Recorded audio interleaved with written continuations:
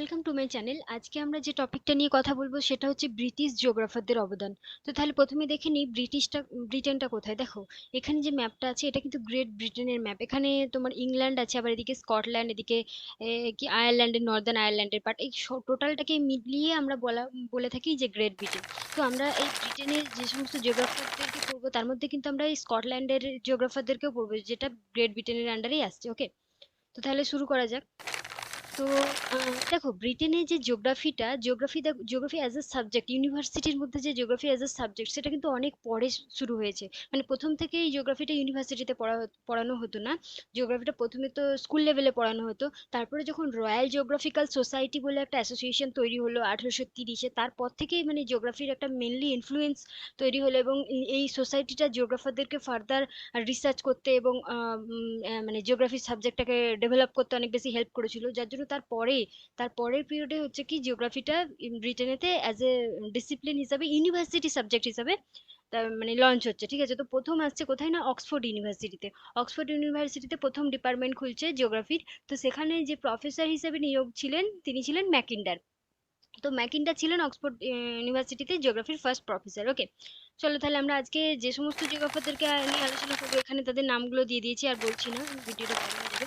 আচ্ছা ঠিক আছে, তো প্রথমে আমরা দেখে নেবো পেট্রিক গ্যাডেজকে নিয়ে। ওকে, তো তাহলে দেখিনি পেট্রিক গ্যাডেস কে ছিলেন। দেখো, পেট্রিক গ্যাডেস যিনি ছিলেন তিনি একদিকে যেমন জিওগ্রাফার, মানে তিনি ছিলেন, দেখো, স্কটিশ। এই বললাম যে ব্রিটেনের মধ্যে যে ওপরের পার্টটা স্কটল্যান্ড, তো স্কটল্যান্ড থেকে বিলং করতেন, যার জন্য তিনি হচ্ছেন স্কটিশ। তো তিনি পজিটিভিজমের একটা সাপোর্টার ছিলেন।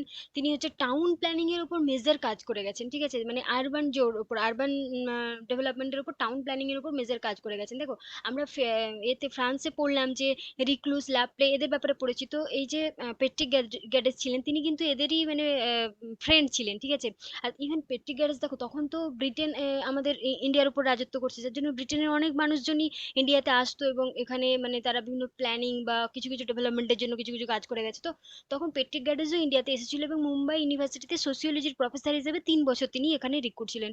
ইভেন তার টাইম পিরিয়ডে কিন্তু মানে শুধু যে সেই টাইম পিরিয়ডে ডারউইনও ছিল, তো যার জন্য তিনি ডারউইনের সঙ্গে মিট করেছেন। আর তিনি কনভারসেশনের কনসেপ্ট দিয়েছিলেন যে সিটি ডেভেলপ করছে বাই সাইড।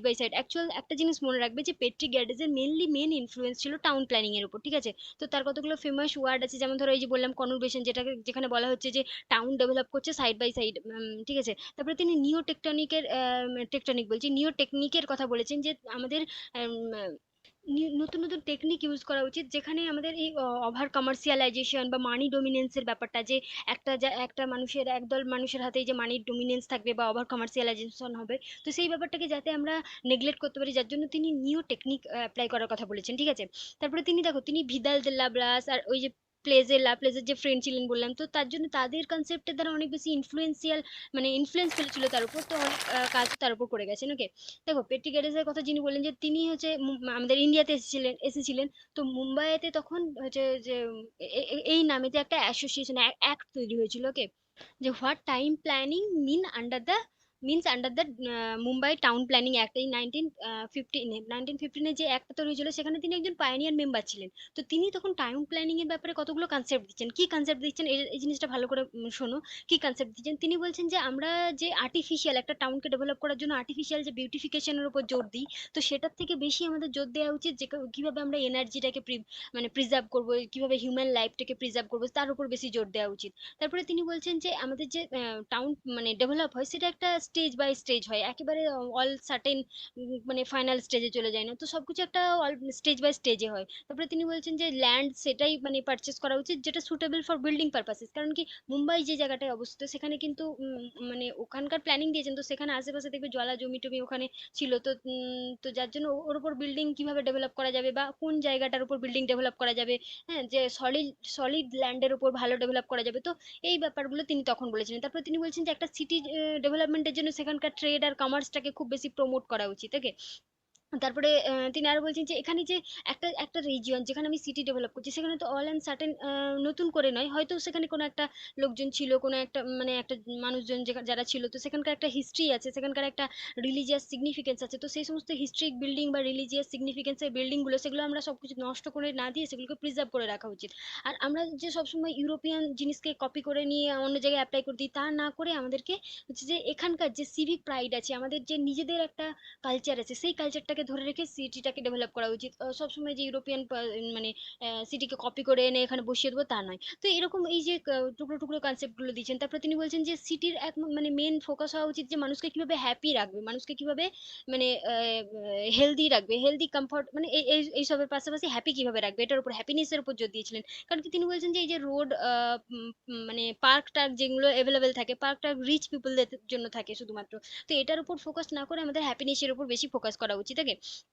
তারপরে তিনি বলছেন ফিউচার জেনারেশনের জন্য আমাদের মানে একটা সাস্টেনেবল সব জিনিস মানে ইউজ করা উচিত। তো এই টাইপের তিনি কনসেপ্ট গুলো দিয়ে গেছেন। ওকে, দেখো তার সম্পর্কে আরো ফার্দার অনেক কাজ আছে তার। দেখো তিনি বলেছিলেন যে যে একটা ফ্যামিলির লাইফটা ডিপেন্ড করে কি তার লাইফস্টাইল কি, তার ফ্যামিলি বাজেট কি, যার যার যত ইনকাম তার তো একটা ফ্যামিলির স্ট্রাকচার বা ফ্যামিলির লাইফটা তো সেরকমই লিড করবে না। তো তিনি সে কথাটা বলছেন যে একটা ফ্যামিলির লাইফ ডিপেন্ড করে ফ্যামিলির লাইফস্টাইল যেটা প্রিভিয়াস ছিল, আর তার যে বাজেট আছে, যে টাকা পয়সা আছে, তার উপর ডিপেন্ড করে। তারপরে তিনি দেখো, তিনি বললাম যে ল্যাপ্লেসের ফর্মুলা আমরা পড়েছি, সেখানে সোসিওলজিস্ট ছিলেন, তিনি সোশ্যাল স্ট্রাকচারের উপর কাজ করেছেন। তো তিনিও এই পেট্রিক গ্যাডেজও যেহেতু ল্যাপ্লেসেরই ফ্রেন্ড ছিলেন, তো তিনিও এর উপরই কাজ করতে চেষ্টা করেছেন। এবং তিনি ল্যাপলেস যেখানে হচ্ছে যে প্লেস ওয়ার্ক ফ্যামিলি এই ব্যাপারটাকে বেশি ইম্পর্টেন্সই দিয়েছিলেন, সেখানে পেট্রিক গ্যাডেস কোন জিনিসের উপর ইম্পর্টেন্স দিচ্ছেন, প্লেস ওয়ার্কটাকে রেখেছেন, বাট ফ্যামিলিটাকে তিনি ফোক বলছেন। দেখো ফোকটা কি জিনিস, দেখো ফোক ফোক প্ল্যানিং বলতে তিনি এটা বোঝাতে চেয়েছেন যে কোনো জায়গার মানুষদেরকে ফোর্স করা উচিত নয় যে অন্য জায়গায় নিয়ে গিয়ে সেখানে সেটেল করব, সেখানে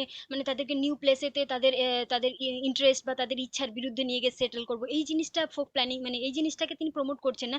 তিনি ফোক প্ল্যানিং এ কি বলছেন যে যেখানে যারা আছে, যে সেখানকার যা কালচার, সেখানকার তাদের যে উইস, মানুষের যে উইস আছে, ইন্টারেস্ট আছে, সেই জায়গাতেই তাদেরকে মানে ডেভেলপ করো, সেই জায়গাতেই টাউনটা ডেভেলপ করো। আর যেমন একটা চারা গাছকে আমরা অন্য জায়গায় নিয়ে গেলে সেখানে তাদেরকে যেমন ভাবে কেয়ার করা উচিত না, তেমনই কেয়ার দেওয়া উচিত, সেম কেয়ার দেওয়া উচিত একটা মানে একটা সিটিতে নতুন মানুষদেরকে যদি রিপ্লেস করা হয় তো সেখানে তাদেরকে তেমনই কেয়ার করা উচিত। তো এরকম একটা ফোক প্ল্যানিং এর কনসেপ্ট দিয়েছেন যে মানুষকে ফোর্স না করে, তাদের উইস আর ইন্টারেস্টের বিরুদ্ধে ফোর্স না করে, সেখানে মানে যে যে সমস্ত মানুষদের জায়গা আছে সেখানেই তাদেরকে ফ্লারিশ করা উচিত। তো তিনি এখানে একটা ফোক প্ল্যানিং এর কনসেপ্ট দিয়েছিলেন। ওকে, তারপরে দেখো সেই টাইম পিরিয়ডটাতে কি হচ্ছে যে ইসরায়েল আর প্যালেস্তাইনের মধ্যে কনফ্লিক্ট। দেখো ইসরায়েল প্যালেস্তাইনের কনফ্লিক্ট তো আজকে আমরা দেখতে পাচ্ছি, আজকের নয়, সেটা তো বহু পুরানো। তো তখনই ওই যখন মানে প্যালেস্তাইনের মধ্যে ইসরায়েলকে একটু জায়গা দেওয়া হবে, ওই ব্রিটিশরাই তখন বিভিন্ন জায়গায় এই সমস্ত যে এই কাজগুলো করা হবে, মানে যেহেতু ওই সমস্ত জায়গাগুলো ব্রিটেনদের কন্ট্রোলের মধ্যে থাকবে, তো স্বাভাবিকভাবে তাদের ইনফ্লুয়েন্স থাকবে। তো তখন এই প্যালেস্তাইন আর ইসরায়েলের অরিজিনের উপর মানে তিনি কাজ করে গিয়েছিলেন। ওকে, আর তাছাড়া দেখো তিনি গ্রিন পলিটিক্স এর কনসেপ্ট দিয়েছেন। গ্রিন পলিটিক্সটা কি জিনিস, যে আমাদের মানে ইকোলজিটাকে সাস্টেনেবল ভাবে ইউজ করা উচিত। এরকম নয় যে আমরা একেবারে অল এন্ড সাডেন সবকিছু যা কিছু আছে সবকিছু নিজেদের জন্য কনজিউম করে নেবো, ফিউচার জেনারেশনের জন্য রাখবো না। তো তিনি গ্রিন পলিটিক্স এর কনসেপ্ট দিয়েছিলেন। ওকে, তারপরে তিনি বলছেন যে প্রোটিন ইনটেকটা ইনক্রিজ করছে বার্থ রেটটাকে, ঠিক আছে, সরি ইনক্রিজ নয় ডিক্রিজ করছে, মানে প্রোটিন মানে ইনটেক যদি কেউ বেশি করে তাহলে সে ফ্যাটি হয়ে যাবে, যার জন্য বার্থ রেটটা ডিক্রিজ হয়ে যাবে। দেখো এই টাইম পিরিয়ডে তিনি যে কনসেপ্টটা শুনে তোমার ফানি মনে হচ্ছে, এটা কিন্তু ফানি নয়। কারণ কি মানে তখন তুমি যদি পপুলেশনের থিওরি দেখো, অনেক থিওরি পাবে যে প্রোটিন বেশি খাওয়ার জন্য বার্থ রেট কমা, বা তখন একটা ট্রেন্ড ছিল, অনেক জিওগ্রাফি ছিল যারা এই সমস্ত মানে এই টাইপের থিওরির উপর বেস করে অনেক থিওরি দিয়েছিল। ওকে,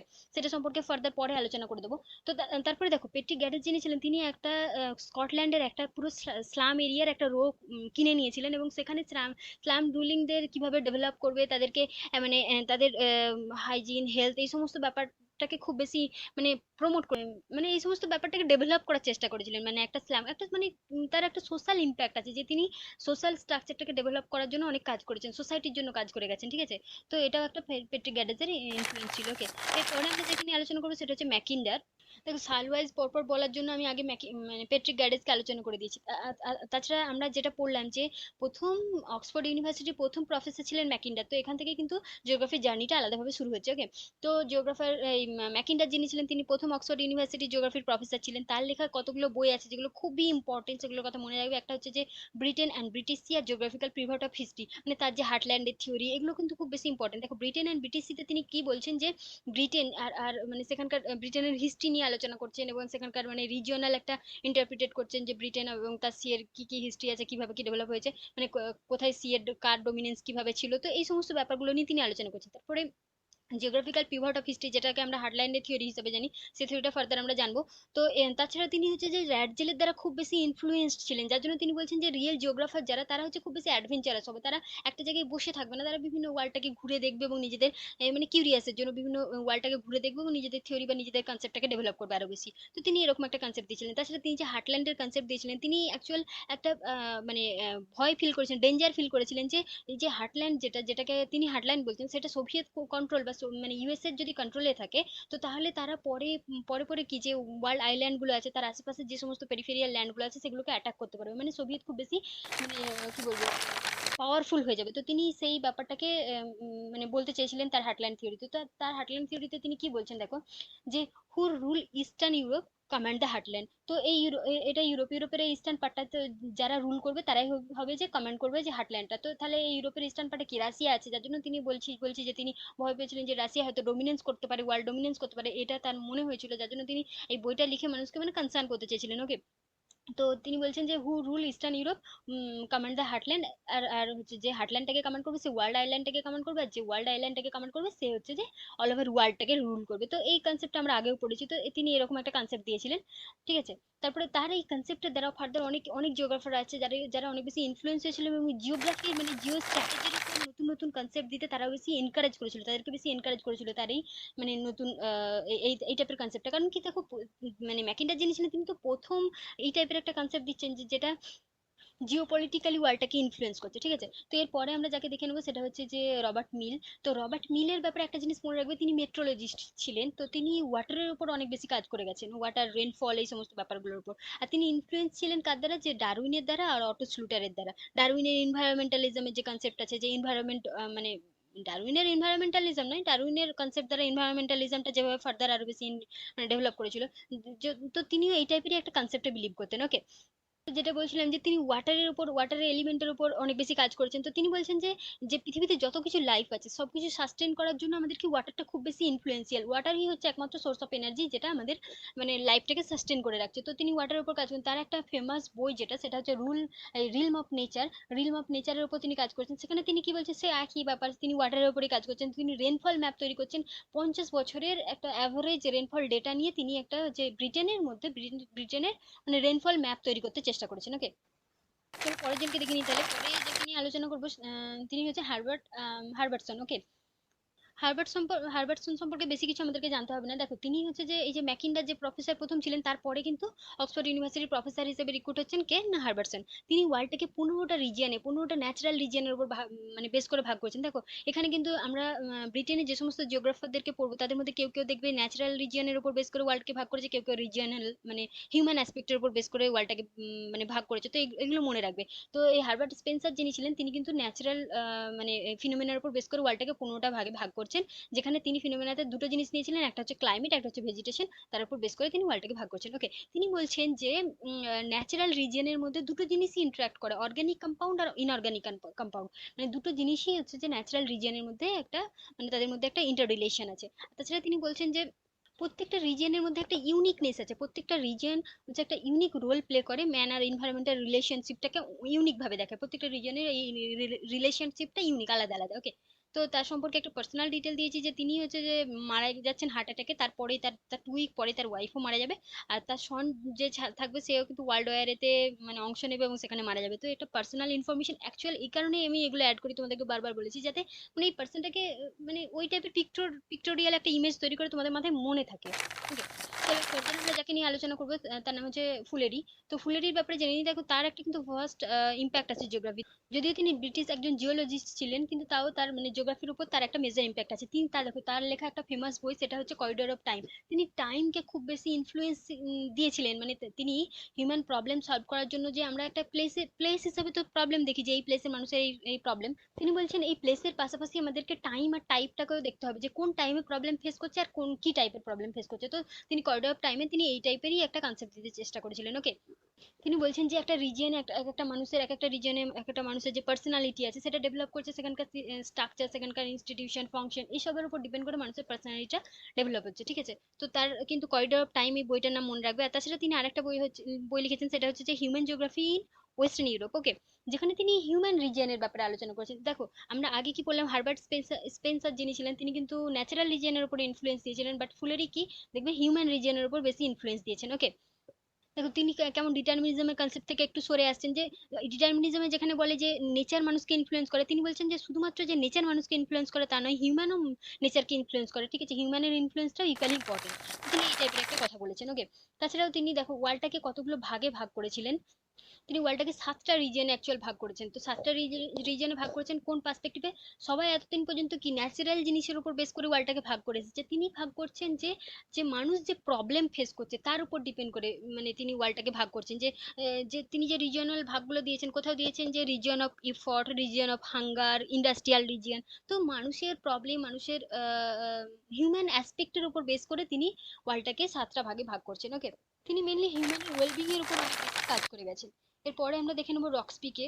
তো রক্সপি যিনি ছিলেন তিনি একজন, তিনিও রিজিওনাল স্টাডির উপর বেশি ইনফ্লুয়েন্স করেছেন, মানে বেশি জোর দিয়েছিলেন। কিন্তু তিনি যে রিজিয়নটাকে ভাগ করছেন সেটাকে কিন্তু তিনি ন্যাচারাল রিজিয়নের বেসিসে ভাগ করছেন, মানে সব রিজিওনাল স্টাডিটাকে, রিজিওনাল স্টাডিটা কি এক একটা রিজিয়ন নিয়ে স্টাডি করা, তো তো তিনি যে রিজিয়নের বাউন্ডারিটা দিচ্ছেন সেই বাউন্ডারিটা তিনি কি হিসাবে দিচ্ছেন, যে ন্যাচারাল রিজিয়ন, যেমন ধরো ক্লাইমেট, ড্রেনেজ, এই ভেজিটেশন, এর বেসিসে তিনি হচ্ছে যে এক একটা রিজিয়নকে ডিমার্কেট করছেন এবং রিজিওনাল স্টাডিটাকে ফার্দার মানে ডেভেলপ করার চেষ্টা করছেন। আর তাছাড়া দেখো তিনি বলছেন যে একই ন্যাচারাল রিজিয়নের মধ্যে, এখানে আমি দেখো একটা পিকচার দিয়ে বোঝাতে চাইছি, যে একই ন্যাচারাল রিজিয়নের মধ্যে দুটো হিউম্যান রিজিয়ন, মানে দুটো ডিফারেন্ট কালচারের হিউম্যান রিজিয়ন থাকতে পারে। কেন? যদি আমাদের নেচারই আমাদেরকে টোটালি কন্ট্রোল করে, তাহলে তো দুটো মানে রিজিয়ন একই, দুটো রিজিয়নের হিউম্যানদের কালচার, হিউম্যানদের সবকিছু একই হওয়ার দরকার। কিন্তু তিনি বলছেন যে শুধু নেচার যে আমাদেরকে মানে হিউম্যান অ্যাসপেক্টটাকে চেঞ্জ করতে চেষ্টা করে তা নয়, কিছু কিছু অন্যান্য ডিফারেন্ট অ্যাসপেক্টও এর সঙ্গে রিলেটেড, যার জন্য একই ন্যাচারাল রিজিয়নের মধ্যে কি দুটো হিউম্যান রিজিয়ন মানে ডেভেলপ করতে পারে, মানে হিউম্যান কালচার বা হিউম্যান রিজিয়ন ডেভেলপ করতে পারে। তো তিনি এই টাইপের একটা কনসেপ্ট দিয়েছেন, ওকে। আর তাছাড়া তিনি বলছেন যে মানুষের উচিত অ্যাডজাস্ট করা প্রত্যেকটা এনভায়রনমেন্টের সঙ্গে, প্রত্যেকটা এনভায়রনমেন্ট আলাদা হয়, যার জন্য মানুষের উচিত তার সঙ্গে অ্যাডজাস্ট করে চলা, ওকে। এরপরে আমরা দেখে নেবো স্ট্যাম্পকে। তো স্ট্যাম্পের ব্যাপারে আমরা আগেই শুনেছি যে তিনি অনেক ল্যান্ড ইউজের উপর কাজ করেছেন, তো এখানে ফার্দার আরো বেশি জেনে নেবো। দেখো স্ট্যাম্প যিনি ছিলেন তিনি হচ্ছে যে প্রফেসর হিসেবে যে জয়েন করেছিলেন সেটা হচ্ছে রঙ্গুন। রঙ্গুন কোথায় বলতো? এই যে তোমার মায়ানমার আছে, এই মায়ানমারের পুরানো নাম ছিল রঙ্গুন। তো তিনি রঙ্গুনের প্রফেসর হিসেবে রিক্রুট হয়েছিলেন আর লন্ডনের, ওকে। মানে পর পর আলাদা আলাদা জায়গায় যে যাচ্ছেন, তো যাই হোক, তিনি প্রথম হচ্ছে যে ফার্স্ট ওয়ার্ল্ড এর যখন হচ্ছে তখন তিনি তো থাকছেন রাঙ্গুনে, সরি তিনি দেখো ফার্স্ট ওয়ার্ল্ড ওয়ার যখন হচ্ছে তখন হচ্ছে যে তিনি ব্রিটিশ আর্মির হয়ে মানে যুদ্ধ করেছিলেন, ওকে। তো তিনি ব্রিটিশ আর্মির হয়ে যুদ্ধ করছেন, তারপরে হচ্ছে যে তার একটা মেয়ের সঙ্গে দেখা হবে, সেখানে তার দ্বারা তিনি ইনফ্লুয়েন্স হবেন, যে জিওগ্রাফির প্রতি তার ইন্টারেস্টটা বাড়বে, কারণ দুজনেই একই অ্যাসপেক্ট নিয়ে মানে একই সাবজেক্ট নিয়ে পড়তে শুরু করবে, মানে তার দ্বারা ইনফ্লুয়েন্স, এরকম আমি একটা জায়গায় পড়েছিলাম, ওকে। যাই বা হোক, তো যিনি পরে মানে তাকেই বিয়ে করবেন, তো তার ওয়াইফ হবে, তো ওয়াইফের দ্বারাই বলতে গেলে তিনি ইনফ্লুয়েন্স হয়ে সেই মানে জিওগ্রাফির প্রতি ইন্টারেস্ট তৈরি হবে এবং জিওগ্রাফি নিয়ে দুজনে একসঙ্গে পড়াশোনা করবে। তারপরে তিনি হচ্ছে যে পেট্রোলিয়াম জিওলজিস্ট হিসেবে বার্মাতে, মানে ওই মায়ানমারেতে পেট্রোলিয়াম, তখন পেট্রোলিয়াম নতুন নতুন মানে বিভিন্ন জায়গায় খোঁজ চলছে কোথায় কোথায় পেট্রোলিয়াম পাওয়া যাচ্ছে, তো বার্মাতে তিনি পেট্রোলিয়াম জিওলজিস্ট হিসেবে কাজে রিক্রুট হবেন। তারপরে তিনি মানে ওই বার্মাতেই প্রফেসর হিসেবেও আবার রিক্রুট হবেন, ওকে।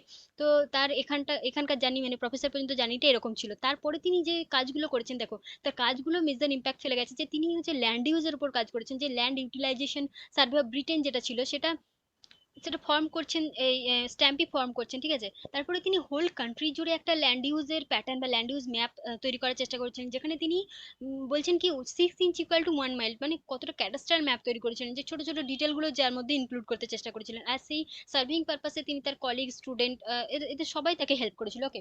তো এরপরে স্ট্যাম্প সম্পর্কে আরেকটু জেনে নিই। দেখো স্ট্যাম্প অনেক বই লিখেছেন, বাট তার মধ্যে যে বইগুলো ইম্পর্টেন্ট আমরা সেই বইগুলোর নামই জেনে নেবো। একটা হচ্ছে যে geography of life and death, মনে রাখবে বইগুলোর নাম। একটা হচ্ছে handbook of commercial geography, the land of Britain, it's use and miss use, এটা তো খুবই ইম্পর্টেন্ট। তারপরে আবার ডেভেলপিং ওয়ার্ল্ড এশিয়া নিয়ে যেটা কাজ করেছেন। তারপরে ল্যান্ড ফর টুমরো, তো এই সমস্ত বইগুলো তিনি লিখেছিলেন, মানে যেগুলো মেজর ইম্প্যাক্ট ফেলে গেছে। আদার্স অন্যান্য অনেক বই লিখে গেছেন, ঠিক আছে। তো তার যে জিওগ্রাফিক্যাল নলেজ ছিল, সেই জিওগ্রাফিক্যাল নলেজটাকে তিনি হিউম্যান অ্যাসপেক্টকে, হিউম্যানকে কিভাবে ডেভেলপ করবে তার উপর তিনি ইউটিলাইজ করতে চেষ্টা করেছিলেন। আর তার একজন শিষ্য ছিল আরএল সিং। আরএল সিং এর ব্যাপারে আমরা পড়েছি, মানে জানি আমাদের মানে ইন্ডিয়ার একজন ফেমাস জিওগ্রাফার, যিনি বানারস হিন্দু ইউনিভার্সিটির প্রফেসর ছিলেন। আরএল সিং মানে প্রথম যখন জিওগ্রাফি ইন্ডিয়াতে মানে অ্যাজ এ ইউনিভার্সিটি সাবজেক্ট হিসেবে পড়ানো হচ্ছে, তো তখন আরএল সিং এর একটা খুব বেশি ইনফ্লুয়েন্স ছিল। তো এই আরএল সিং ছিলেন এই স্ট্যাম্পেরই একজন শিষ্য, ওকে। আর তাছাড়া স্ট্যাম্প একটা কথা বলেছিলেন যে কোয়ান্টিটেটিভ রেভলিউশন যেটা হচ্ছে, যে মানে জিওগ্রাফির মধ্যে যে যখন আমরা কি বলবো সায়েন্সটাকে খুব বেশি ইনফ্লুয়েন্স দিচ্ছি, তো তখন সেই জিনিসটা আমাদেরকে ফার্দার সিভিল ওয়ারের দিকে ঠেলে দিচ্ছে। তো এই টাইপের একটা কথা তিনি বলেছিলেন। এরপর আমরা জেনে নেবো উড্রিজকে। ওকে, দেখো তার সম্পর্কে বেশি কিছু না জানলেও হবে। এই তিনটে বইয়ের নাম মেনলি মনে রাখবে। একটা হচ্ছে the outline of geomorphology, mainly তিনি হচ্ছে জিওমরফোলজিস্ট ছিলেন। ওকে, তো জিওমরফোলজির উপর কাজ করে গেছেন। তো দ্য আউটলাইন অফ জিওমরফোলজি এটা খুবই ইম্পর্টেন্ট, অনেক এক্সামেতেই আছে। তারপরে হচ্ছে জিওগ্রাফার্স অ্যাজ সায়েন্টিস্ট, এই নামে একটা বই লিখেছেন। আর একটা হচ্ছে spirit and purposes of geography. তো এই বইগুলোর নাম মনে রাখবে, ঠিক আছে। আর তিনি বলছেন যে ফিজিক্যাল জিওগ্রাফি হচ্ছে যে ফিজিক্যাল জিওগ্রাফিটি একটা প্ল্যাটফর্ম যার মধ্যে হিউম্যান অ্যাক্টিভিটি গুলো টেকেন প্লেস হয়, মানে হিউম্যান অ্যাক্টিভিটি গুলো ঘটে। তো ফিজিক্যাল জিওগ্রাফি মানে ফিজিক্যাল জিওর মধ্যেই মানে আমাদের হিউম্যান অ্যাক্টিভিটি গুলো ঘটে। তো এরকম তিনি একটা কথা বলেছেন। তো তার বইগুলোর নাম মেজর ইম্পর্টেন্ট, তো সেগুলোই মনে রাখবে। দেখো এরপরে আমরা দেখে নেবো ওয়েচকে স্পেডকে। ওকে, দেখো তিনি হচ্ছে যে এই আমাদের এখানে এই এশিয়াতে এবং অস্ট্রেলিয়ার দিকে, তো এখানকার জিওগ্রাফিটাকে ডেভেলপ করার জন্য মানে তার মানে ওয়েজকে স্পেট একজন একজন খুব ইম্পর্টেন্ট ভূমিকা প্লে করে। ওকে, তো তিনিও ওই রঙ্গুন, ওই যে আগে পড়লাম যে স্ট্যাম্প যে যেখানে প্রফেসর ছিলেন, তো সেখানে ইনিও প্রফেসর ছিলেন ওই রঙ্গুনেতে। ঠিক আছে, তো এই রঙ্গুনেতে যখন তখন অলরেডি ফার্স্ট ওয়ার্ল্ড ওয়ার হচ্ছে, তো ফার্স্ট ওয়ার্ল্ড ওয়ার হওয়ার জন্য কি কি হচ্ছে যে রঙ্গুনেতে তিনি হচ্ছে যে জাপানরা অ্যাটাক করে দেবে, কারণ ওই জায়গাটা ব্রিটেনদের কলোনি থাকবে, তো জাপানের সঙ্গে একটা কনফ্লিক্ট থাকবে। তো ওয়ার্ল্ড ওয়ারে তো ব্রিটেন জাপান আলাদা আলাদা দলে থাকবে। তো জাপান ওখানে অ্যাটাক করে দেবে, যেখানেই হচ্ছে ওয়েস্ট কেসপেট খুব বেশি মানে ইনজিওর হয়ে যাবে। তারপরে তাকে ওখান থেকে ইন্ডিয়াতে নিয়ে আসা হবে, কারণ কি ওদের কলোনি ছিল যে ওই মায়ানমারের কলোনি ছিল, আর পাশেই আমাদের ইন্ডিয়া, তো ইন্ডিয়াতেও নিয়ে আসা হবে তাকে। তো ইন্ডিয়াতেও তিনি অনেক কাজ করে গেছেন তারপরে। তো তার যে মেজর ইন্টারেস্ট ছিল যে কলোনিয়াল স্ট্রাগল, মানে আমাদের উপর যে ব্রিটেন কলোনি গড়ে তুলেছে, তো ওই কলোনিয়াল মানুষদের স্ট্রাগল ফর ইন্ডিপেন্ডেন্সের জন্য মানুষ যে মানে স্ট্রাগল করছে, সেই জিনিসটার উপর তার খুব বেশি ইন্টারেস্ট ছিল, মানে সেই জিনিসটা নিয়ে কাজ করার জন্য। ওকে, আর তাছাড়া তিনি কাজ করেছিলেন ইন্ডিয়ার পাকিস্তানের যে বাউন্ডারি তৈরি করা হচ্ছে তখন, মানে তখন সেই টাইমে। তো তো তখন পাঞ্জাব বাউন্ডারি কমিশনের আন্ডারে তিনি কাজ করেছিলেন। ঠিক আছে, তো তার একটা মেজর কাজ এই ওয়ার্কটার কথা মনে রাখবে, একটা হচ্ছে ইন্ডিয়ার পাকিস্তান আর জেনারেল অ্যান্ড রিজিওনাল জিওগ্রাফি। এই নামেতে তিনি কাজ করেছেন বা এই নামে একটা বই লিখেছেন। আর একটা হচ্ছে যে the changing face of Asia, কারণ বললাম যে তিনি এশিয়ার উপর, এশিয়া আর অস্ট্রেলিয়া এই দুটো জায়গার জিওগ্রাফির বলতে গেলে ফাউন্ডার হিসাবে ওয়েচকে স্পেট, মানে সেখানে জিওগ্রাফিটাকে খুব ভালো করে ফ্লারিশ করেছিল। তো যার জন্য তার লেখা বই যেটা the changing face of Asia, এটা মনে রাখবে। ওকে, এরপরে আমরা তার সম্পর্কে আরো জেনে নেবো। দেখো ওয়েচকে স্পিটের একটা মেজর ইম্প্যাক্ট হচ্ছে যে তিনি প্রবাবিলিজমের কনসেপ্ট দিয়েছিলেন। ওকে, যে যখন কি বলে ইনভায়রনমেন্টাল ডিটারমিনিজম, ইনভায়রনমেন্টাল পসিবিলিজম খুব বেশি, মানে কেউ ডিটারমিনিস্ট হয়ে যাচ্ছে, কেউ পসিবিলিস্ট হয়ে যাচ্ছে, মানে একটা স্ট্রিক্ট বাউন্ডারি লাইন ছিল এই দুটোর মধ্যে। তো তখন তিনি প্রবাবিলিজমের কনসেপ্ট দিচ্ছেন, যেখানে তিনি এই দুটো জিনিসকে একটা জায়গায় মানে একটা ব্যালেন্সিং কন্ডিশনে আনতে চেয়েছেন। ওকে, তো তিনি কি বলছেন প্রবাবিলিজমে, যে যে ফিজিক্যাল এনভায়রনমেন্ট শুধু যে আমাদের মানে আমাদের হিউম্যান অ্যাকশনটাকে ডিটারমাইন করে দিচ্ছে না, ফিজিক্যাল এনভায়রনমেন্ট আমাদের অ্যাকশনটাকে মানে আমাদের চয়েসটাকে ডিটারমাইন করে দিচ্ছে না, এখানে একটা মানে হিউম্যানও একটা রোল প্লে করে, যার জন্য এটা হচ্ছে একটা ব্যালেন্সিং কন্ডিশন। তো তিনি এরকম একটা প্রবাবিলিজমের কনসেপ্ট দিয়েছেন। ওকে,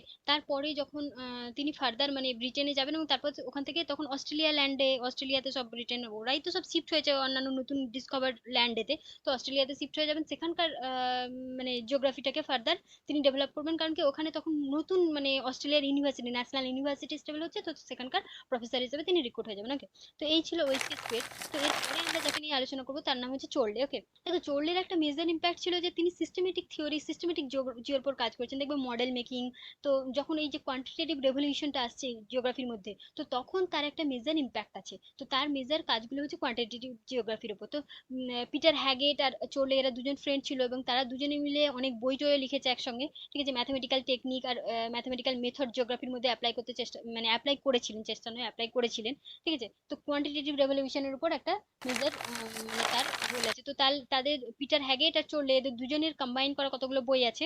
ঠিক আছে, তো সেই বইগুলোর নাম আমরা দেখে নেব।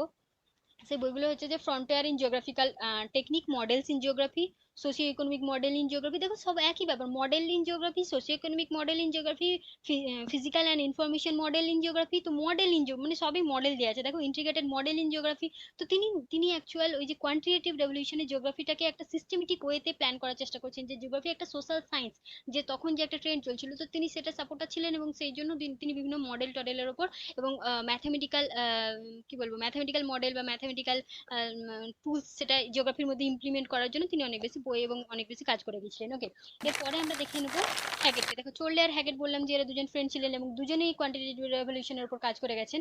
ওকে, তাছাড়াও হ্যাগেট যিনি ছিলেন তিনি হিউম্যান জিওর ওপরও কাজ করে গেছেন, ঠিক আছে। তো আগে আমরা পড়েছি যে হ্যাগেট আর চল্লিশে মানে অনেক বই লিখেছে দুজনে মিলে, কিন্তু হ্যাগেটের কিছু ইন্ডিভিজুয়াল বইও যেগুলো ইম্পর্টেন্ট ছিল সেগুলো হচ্ছে যে দেখো, locational analysis in human Jio, এটা আসে, এটা খুব ইম্পর্টেন্ট কোশ্চেন হিসেবে আছে যে এটা কার লেখা, হ্যাগেটের লেখা।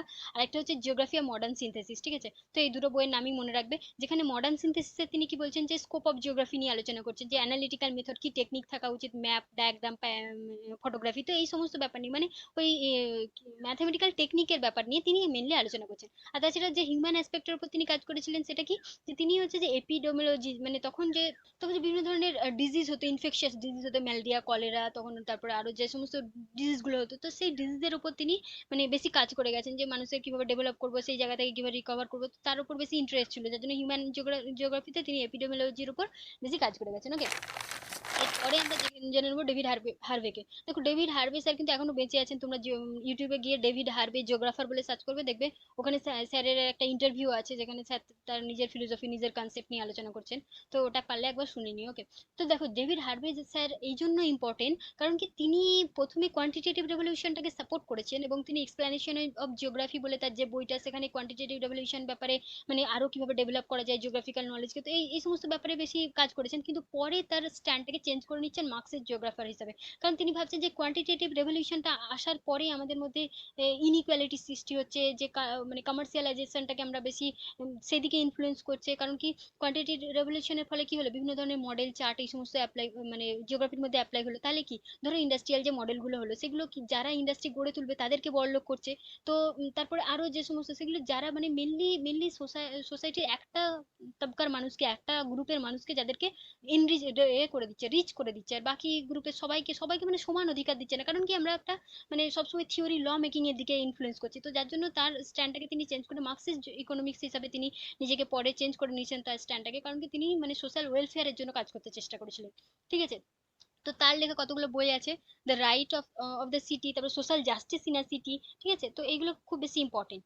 তাছাড়া তিনি পোস্ট মডার্নিটির কনসেপ্ট দিয়েছিলেন, ঠিক আছে। তো যেহেতু তিনি সোশ্যাল জাস্টিস ইন সিটি এই সমস্তের উপর কাজ করেছেন, যার জন্য তাহলে তার ইম্প্যাক্টটা আরবান জিওগ্রাফির উপরেও খুব বেশি থাকছে। তাছাড়া তিনি অ্যান্টিপোড জার্নাল পাবলিশ করেছেন, যেখানে আরো মানে এই সোশ্যাল ওয়েলবিং এর উপর কাজ করা হয়েছে ফার্দার। তো আরো যে সমস্ত জিওগ্রাফাররা আছে দেখো, এদের নামগুলো শুধু মনে রাখবে, এদের লেখা কয়েকটা বই আমি এখানে উল্লেখ করে দিচ্ছি। একটান যিনি ছিলেন এনসাইক্লোপিডিয়া ফিলোসফি, মর্গ্যানের হচ্ছে যে জিওগ্রাফি অ্যান্ড ইকোলজি, স্মিথের হচ্ছে ওয়েলফেয়ার জিওর উপর, ডিভেনহামের হচ্ছে যে তোমার discovery and explanation of atlas, ঠিক আছে। গ্রিপ ট্রেলারটা কিন্তু ইম্পর্টেন্ট, তাকে নিয়ে আমরা ফার্দার আলোচনা করে দেবো। স্টপ অ্যান্ড গো ডিটারমিনিজম বা নিউ ডিটারমিনিজমের কনসেপ্ট কিন্তু গ্রিপ টেলর দিচ্ছেন। অ্যাকচুয়াল গ্রিপ টেলরকে অনেকে ব্রিটিশ জিওগ্রাফারের মধ্যে ফেলে, আবার অনেকে জায়গায় দেখছি যে তিনি আমেরিকান জিওগ্রাফারের মধ্যে আছে। কিন্তু আমি তোমাদেরকে এই ব্যাপারে যখন ওই প্রবাবিলিজম বা ওই ডিটারমিনিজম, পসিবিলিজম আর নিও ডিটারমিনিজম, প্রবাবিলিজম এর উপর একটা টপিক দিয়ে দেবো, তো তখন গ্রিপ টেলরকে আরো বেশিভাবে আলোচনা করে দেবো। ওকে, আর তিনি দেখো গ্রিপ ট্রেলার আন্টার্কটিকা সার্ভে মানে এক্সপিডিশনে একমাত্র সার্ভাইভাল ছিল। অ্যাকচুয়াল আন্টার্কটিকাতে তারা মানে সার্ভে করতে যাবে, এবং অনেক জনের গ্রুপ যাবে, বাট একটা গ্রুপ থাকবে যেখানে 5 জনের একটা গ্রুপ থাকবে, সেখানে রেমন্ড প্রিস্টলি থাকবে, গ্রিপ ট্রেলার থাকবে, আরো কিছু জিওগ্রাফার, জিওলজিস্ট, এরা সবাই থাকবে, তাদের মধ্যে ম্যাক্সিমাম লোকজন মারা যাবে। তো গ্রিপ ট্রেলার ওখান থেকে রিটার্নে আসবেন, তারপরে তিনি এসে হচ্ছে যে তোমার অস্ট্রেলিয়াতে শিফট করে যাবে। তো তার যে বই বা মেজর কাজ যেগুলো ছিল সেটা হচ্ছে যে geography in the 20th century, তো এর উপর কাজ করেছেন। তাছাড়া মেনলি হচ্ছে যে তিনি নিউ ডিটারমিনিজমের উপর কাজ করেছেন, বা স্টপ অ্যান্ড গো ডিটারমিনিজম। তাছাড়া ম্যালথাসের ব্যাপারে আমরা জানি, ম্যালথাস পপুলেশন ঠিক করেছিলেন। তো এই ছিল মেন ব্রিটিশ জিওগ্রাফার। তো তাদের যে ইনফ্লুয়েন্স বা তাদের যে ইনফ্লুয়েন্স আমাদের জিওগ্রাফির উপর পড়েছিল সেটা সম্পর্কে জেনে নেবো। দেখো তারা মেজর যে কাজটা করেছিল সেটা হচ্ছে যে তোমার কোয়ান্টিটেটিভ রেভলিউশনের উপর, জিওগ্রাফিটাকে একটা স্পেশাল সায়েন্স হিসাবে একটা নতুন জায়গায় পৌঁছে দিয়েছিল, ঠিক আছে। তো কোয়ান্টিটেটিভ রেভলিউশন, মডেল চার্ট, এই সমস্ত তৈরিতে তারা মানে খুব বেশি জিওগ্রাফিটাকে এনরিচ করেছিল। আর তাছাড়া দেখো ব্রিটিশ জিওগ্রাফাররা কি করেছিল, যে তখন যে তারা দেখো ব্রিটেন তো অন্যান্য কলোনিগুলোকে তখন ডোমিনেট করছে, তো সেখানকার কলোনিদের যে সমস্ত প্রবলেম সেগুলো সলভ করার চেষ্টা করেছিলেন, বিভিন্ন জায়গায় মার্কেট কি বলে বাউন্ডারি ডিমার্কেট করেছিলেন। তো আদেও তিনি সলভ করেছিলেন বা না করেছিলেন সেটা একটা কনফিউজ মানে আলাদা একটা কোশ্চেনের ব্যাপার চলে আসছে। তো যাই হোক সেটা আলাদা ব্যাপার, কিন্তু তো এখানে যেটা আমরা দেখে নেবো যে তারা হচ্ছে যে সোশ্যাল প্রবলেমগুলোকে সলভ করার চেষ্টা চেষ্টা করেছিলেন। ওকে, তাছাড়া দেখো এখান থেকে এই ব্রিটেনের জিওগ্রাফি থেকে, ব্রিটেনের জিওগ্রাফারদের থেকে positivism, pragmatism, quantitative revolution, realism, এই সমস্ত কনসেপ্ট যেন এখান থেকেই উৎপন্ন হচ্ছে, কারণ এদের চিন্তা ভাবনা, এদের থিঙ্কিং থেকেই একটা যেমন পজিটিভিজম থেকে কোয়ান্টিটেটিভ রেভলিউশন আসছে, তারপরে যেমন ইম্পেরিয়ালিজম আছে। তো এরকম ভাবে পরপর এই কনসেপ্ট গুলো এখানে এসেছে। তো এই তাছাড়া এই সমস্ত কনসেপ্ট আসার পরে কি জিওগ্রাফিতে নতুন ব্রাঞ্চ গুলো ডেভেলপ হলো। মানে historical Jio, economic Jio, transport Jio, agriculture Jio, political Jio. তো এই দেখো ম্যাকিন্টারের কনসেপ্ট থেকে পলিটিক্যাল জিওতে কিভাবে ডেভেলপ হলো। তো এই সমস্ত ডেভেলপমেন্টে এই ব্রিটেনের জিওগ্রাফাররা অনেক বেশি মানে বেটার একটা রোল প্লে করেছে। তো এই ছিল ব্রিটেনের জিওগ্রাফার আর তাদের কন্ট্রিবিউশন। তো আজকে ভিডিওটা এখানেই শেষ করলাম, আশা করি তোমরা বুঝতে পেরেছো। ফার্দার যদি কোনো কনফিউশন থেকে থাকে তো তাহলে কমেন্ট সেকশনে জানিও। আজকে সেশনটা এখানেই শেষ করলাম, ধন্যবাদ।